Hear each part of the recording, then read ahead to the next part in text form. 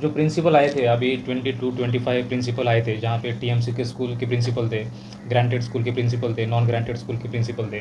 सबको हमें इसलिए बुलाया गया था कि हमारा जो अभी का एसआर का प्रोग्राम चल रहा है, जिसको स्पेशल इंटेंसिव रिवीजन बोलते हैं, ये प्रोग्राम ऐसा है कि अभी जो हमारा चल रहा है स्पेशल इंटेंसिव, जो ये फॉर्म भरना, कलेक्शन, डिस्ट्रीब्यूशन एंड डिजिटाइजेशन, तीनों चीज़ हमारी अभी एक साथ ही हो रही है। तो इसके लिए हमें मैसिव मैन फोर्स की ज़रूरत है, हमें मैन पावर लगने वाला है, जिसको ह्यूमन रिसोर्स बोलते हैं। और वो उसके लिए हमने ABLO का ऑर्डर, जो granted TMC and non granted school, उनके ऑर्डर निकाले थे।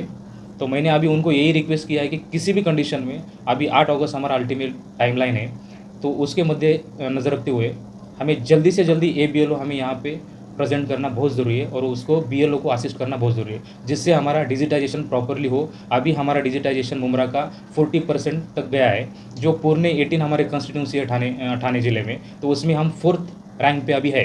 लेकिन मेरा ये मानना है कि हम 4th से कैसे फर्स्ट पे पहुंच सकते हैं, जिसमें हमें बहुत मैन पावर की ज़रूरत लगेगी। इसलिए मैंने प्रिंसिपल को भी ये डायरेक्शन अभी दिए है कि जो प्रिंसिपल SR के गाइडलाइन के नज़र रखते हुए किसी भी कंडीशन में हमें अभी उनको हमें सहकार्य करना है। सर अभी स्कूलों की तरफ से क्या कहा जा रहा है? जो ब्यूरो को लेकर दिक्कत आ रही है, तो जो प्रिंसिपल आए थे उन लोगों ने क्या बताया, उनको क्या तकलीफ हो रही है? मुझे अभी एक प्रॉब्लम यहाँ पे मैडम भी है, तो हमें एक प्रॉब्लम डिटेक्ट हुआ है कि हमें जो कुछ नाम दिए गए ABLO के, वो नाम मेडिकली अनफिट लोगों के दिए गए, जो स्कूल जिन्होंने छोड़ा है, जो ट्रांसफ़र हो गए, उनके नाम दिए गए। इससे क्या होगा, SIR के प्रोग्राम को किस तरह से मिसगाइड किया जा सकता था। ऐसे कुछ प्रिंसिपल ने हमें नाम गलत तरीके से नाम दिए गए, जिनको हम प्रेजेंट करने में हमें बहुत दिक्कतें आ रही है।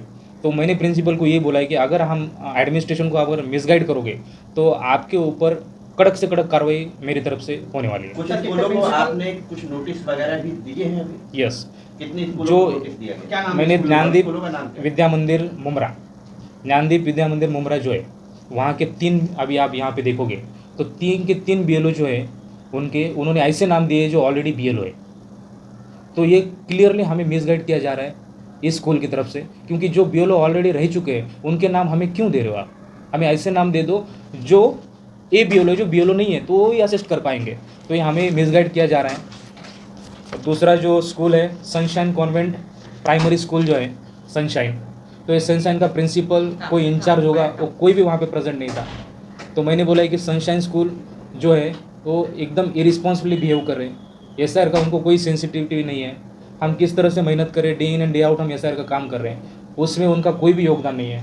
सर मीटिंग के दौरान मैस्को स्कूल के प्रिंसिपल से आपकी बातचीत हुई, वहाँ पर उनका ये कहना है कि उनको सैलरी पे नहीं किया जा रहा है, जिसकी वजह से ऐसे रीजंस उन लोगों को, इसीलिए टीचर्स नहीं आ रहे, ABLO नहीं आ रहे। तो क्या कहना चाहोगे सर?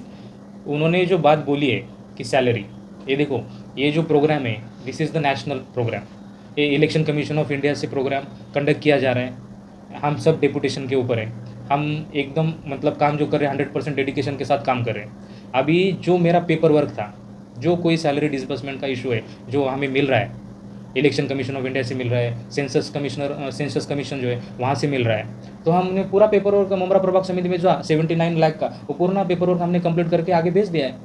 सर टोटल कितनी स्कूल्स मुमरा में है और कितने स्कूल्स ने अभी तक मिसगाइड किया है? कौन कौन सी स्कूल्स ऐसी है जिन्होंने अभी तक रिस्पॉन्सिबिलिटी पूरी नहीं की? ये देखो, हमारी जो बात हो गई है वो रेडिएंट स्कूल से हमारा थोड़ी उनसे बात हो गई है, तो उन्होंने वो इशू उठाया कि हमें सैलरी नहीं मिल रही, वो नहीं मिल रही।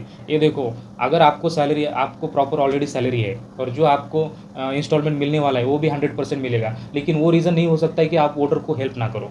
वोटर को हमें पार्टिसिपेट करके उनको इंक्लूड कर लेना बहुत ज़रूरी है। वो डेमोक्रेसी का पार्ट एंड पार्सल है। अगर वो डेमोक्रेसी को एंजॉय करना चाहते हैं, उनको हेल्दी डेमोक्रेसी का मीनिंग यही है कि वोटर लिस्ट में होना बहुत ज़रूरी है, तभी तो एक्सरसाइज कर पाएंगे। सर मीटिंग में ऐसी भी बात हुई कि BLO फोन नहीं उठा रहे, तो आपने कहा कि आपके पास आइए। अब कई आरोप आप पे भी लग रहे कि आप भी फोन नहीं उठाते हो और आप मिलते भी नहीं हो, तो उस पर क्या बताओगे? एक व्यक्ति है जो मंत्रालय तक आपकी शिकायत किया है, लगभग 50 से 60 कॉल उसने आपको किया है और आपके कॉल नहीं उठाने पर वो मंत्रालय तक का कंप्लेंट किया। यस, उन्होंने जो कंप्लेंट मेरी की है, तो उस दिन वो मुझे मिले थे और मिलने के बाद बोले कि आप मिलते ही नहीं हो। तो ऐसा कैसे हो सकता है? आप मिल के मुझे बोल रहे हो कि आप मिलते ही नहीं हो।